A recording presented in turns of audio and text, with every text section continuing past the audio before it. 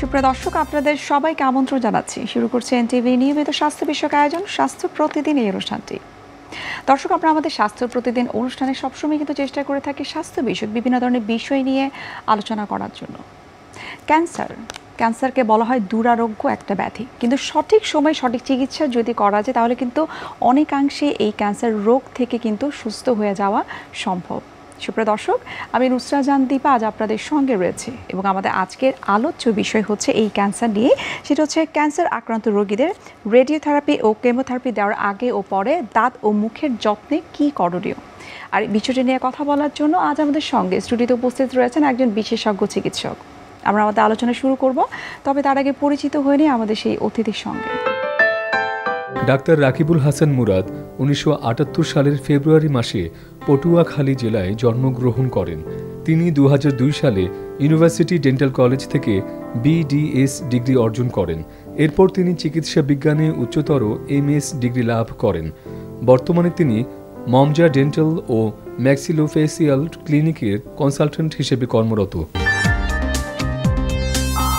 আপনাকে স্বাগত আমাদের আজকের অনুষ্ঠানে। আপনাকেও ধন্যবাদ এবং এনটিভি দর্শকদের অসংখ্য ধন্যবাদ। ক্যান্সার রোগীদের ট্রিটমেন্টটা যখন শুরু হয়, রেডিওথেরাপি, কেমোথেরাপি, তখন দাঁত ও মুখের যত্নের ক্ষেত্রে আসলে কি কি করণীয়? এখন আমাদের বাংলাদেশেও এটা খুব একটা বার্নিং একটা ইস্যু হয়ে দাঁড়িয়েছে, কারণ প্রচুর ক্যান্সার রোগী এখন প্রচুর পাওয়া যাচ্ছে, তার ভিতরে মুখের ক্যান্সার একটা।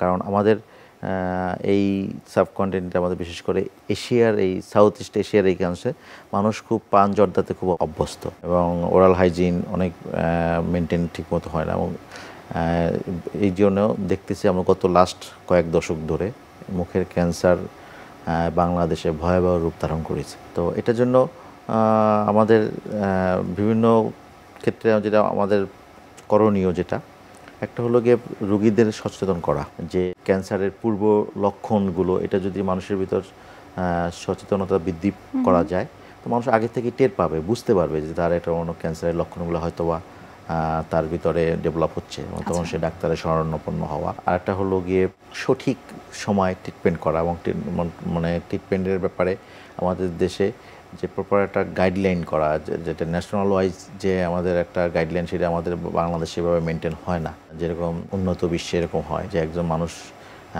যে কোনো সমস্যা হলে জেনারেল ফিজিশিয়ানের কাছে যায়, যাওয়ার পরে ওই ফিজিশিয়ান তাকে একটা গাইডলাইন, একটা গাইড করে তাকে যে আপনার এই প্রবলেম, আপনি এই স্পেশালিস্টের কাছে, এই বিশেষজ্ঞদের কাছে আপনাকে যাওয়া। কিন্তু আমাদের দেশে দেখা যাচ্ছে যে যেমন মুখের ক্যান্সার, মুখের ক্যান্সারটা একটা হলো গিয়ে প্রথমত প্রবলেম হলো গিয়ে যে আমাদের রুগীরাই বুঝতে পারে না যে সেটা মুখের ক্যান্সার নিয়ে ঘুরতেছে। যেরকম আমাদের একটা হাতে একটা কিছু হলে সহজে আমরা দেখতে পারি, কিন্তু মুখের ভিতরে কি হলে স্বাভাবিক অনেক কিছু আমরা দেখা সম্ভব হয় না। হয়তো ব্রাশ করার সময় মুখের সামনের দাঁতগুলো আমরা দেখতে পাচ্ছি, এটা কিন্তু মুখের আনাচে কোনাচে ভিতরে কোনো জায়গায় কোনো লেশন ডেভেলপ হচ্ছে কি না, কোনো রোগ ক্যান্সারের মতো ভাবে রোগ হচ্ছে, আমরা অনেকেই বুঝতে পারি না। আবার অনেকে চোখে পড়লো কোনো একটা ঘা বা আলসার হচ্ছে, কিন্তু এটাকে নর্মালভাবে গুরুত্ব দিচ্ছে না, হয়তো ফার্মেসিতে গিয়ে এটা ওষুধ খাচ্ছে, অথবা কোনো হোমিওপ্যাথিক কোনো চিকিৎসা নিচ্ছে বা কোনো টোটকা কোনো চিকিৎসা নিচ্ছে। কিন্তু এটা যে সাধারণত মুখের কোনো ঘা যেটা 3 থেকে 4 সপ্তাহ অধিক যদি না শুকায়, এটা ক্যান্সারের লক্ষণ।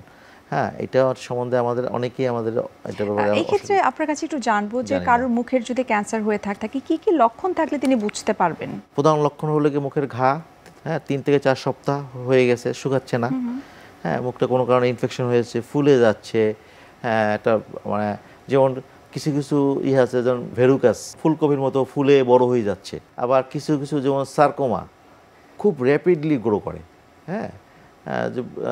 তারপরে যেমন এমিলোব্লাস্টোমা যেমন বড় হয়ে যায়, চোয়াল বা যে কোনো টিস্যু, এরকম কিন্তু সার্কোমা এরকম আস্তে আস্তে এরকম বড় হয়ে যায়। তো এটা তো পেশেন্ট বুঝতে পারবে।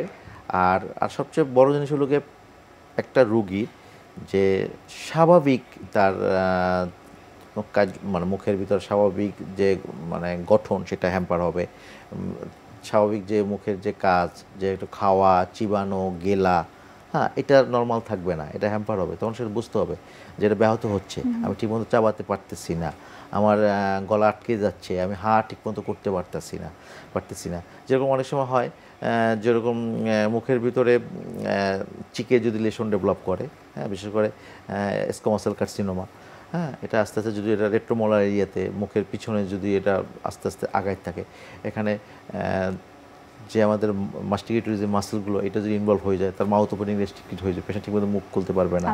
হ্যাঁ, এই সমস্যাগুলো তার ভিতরে করবে, ডেভেলপ হবে তার। আর এটা থেকে অনেক সময় আপনার নেকের গ্ল্যান্ডগুলো, হ্যাঁ, যে লিম্ফ নোড, তারপর সাবমেন্ডিবুলার স্লাইভারি গ্ল্যান্ড, যে আমাদের দর্শকরা হয়তো দেখতে পাচ্ছে যে আমাদের দেখা যাচ্ছে মুখের ক্যান্সার হবে, সাথে সাথে আমাদের গলার নিচের এই অংশটা ফুলে যাবে, এবং আরও লেটেস্টে যে দেখা যাচ্ছে গলার নিচের অংশ, হ্যাঁ, যে নেকের যে লিম্ফেটিক চেন, এগুলো হয়তো ফুলে যেতে পারে।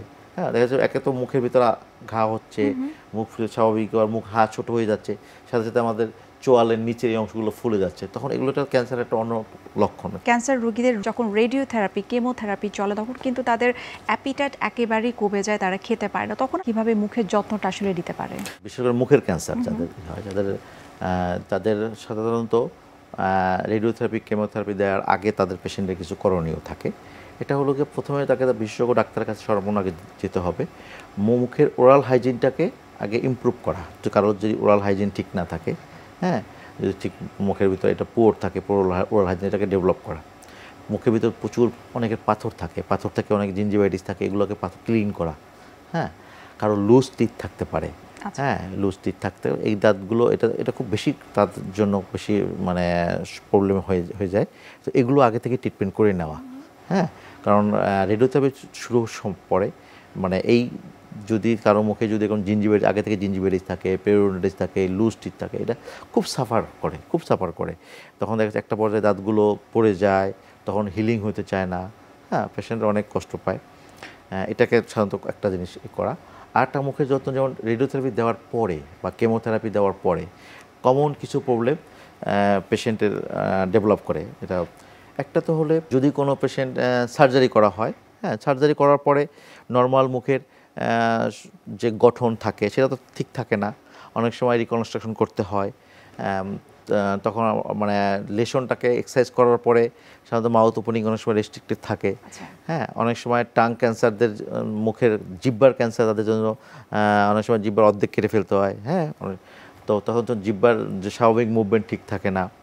তো এইসব ক্ষেত্রে যেমন কমন কিছু প্রবলেম হয়, যেমন একটা মিউসাইটিস, যে একদম মিউকোজার প্রদাহ, মিউকোজার মুখের ভিতরে যে মাড়িগুলা, এটার প্রদাহ থাকবে, জেরোস্টোমিয়া ডেভেলপ করে। হ্যাঁ, জেরোস্টোমিয়া ডেভেলপ করার আগে যেমন স্লাইভারি গ্ল্যান্ডে যে আমাদের মুখের যে লালা গ্রন্থি, সেই লালা গ্রন্থি ঠিকমতো কাজ করে না, হ্যাঁ, আর তখন জেরোস্টোমিয়া ডেভেলপ করে। আর একটা প্রবলেম হয়, স্বাদ নষ্ট হয়ে যায়। হ্যাঁ, যে টেস্ট সেন্সেশন, এটা পেশেন্টের থাকে না, পেশেন্ট অনেক সময় স্বাদও বুঝে না, গরম ঠান্ডা এটা অনেক সময় বুঝে না। তো আবার একটা হলো গিয়ে নার্ভের কিছু সেন্সরি প্রবলেমটা এফেক্ট হয়, তখন পেশেন্টও ওই নর্মাল যে মুখের ভিতরে যে সেন্সেশন সেটা থাকে না, অনেক সময় বুঝতে পারে না।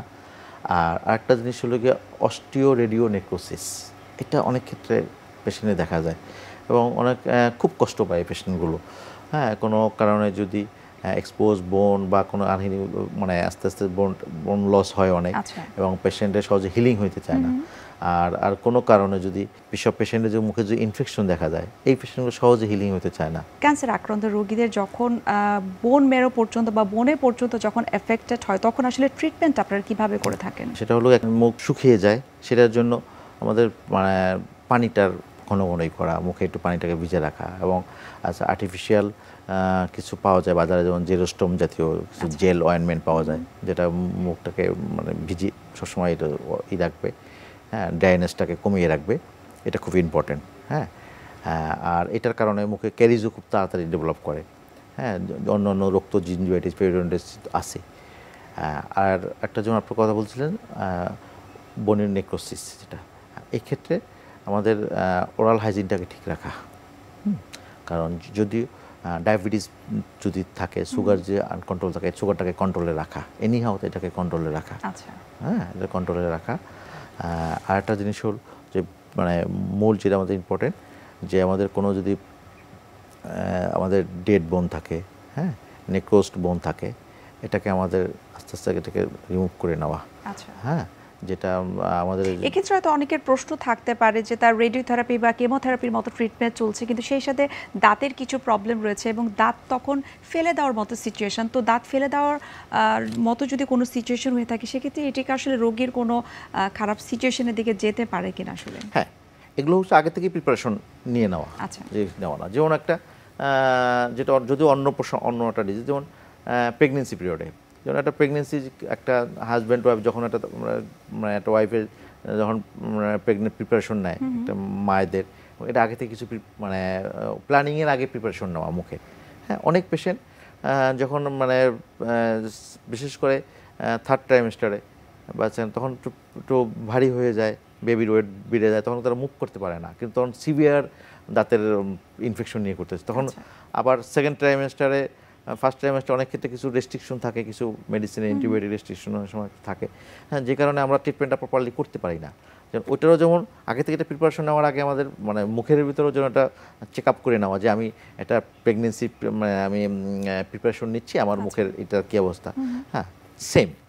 এবং দাঁতের এবং মুখের ক্যান্সার এই পেশেন্টদেরও কিন্তু সেম, এটা একই প্রক্রিয়া। আমাদের মুখের ভিতরে লুজ টিথ থাকে, এগুলো আগে থেকে আমাদেরকে ট্রিটমেন্ট করিয়ে নেওয়া, যাতে রেডিওথেরাপি দেওয়ার পরপরই এটাকে কোনো প্রবলেম না হয়, হ্যাঁ, হিলিংয়ে না হয়।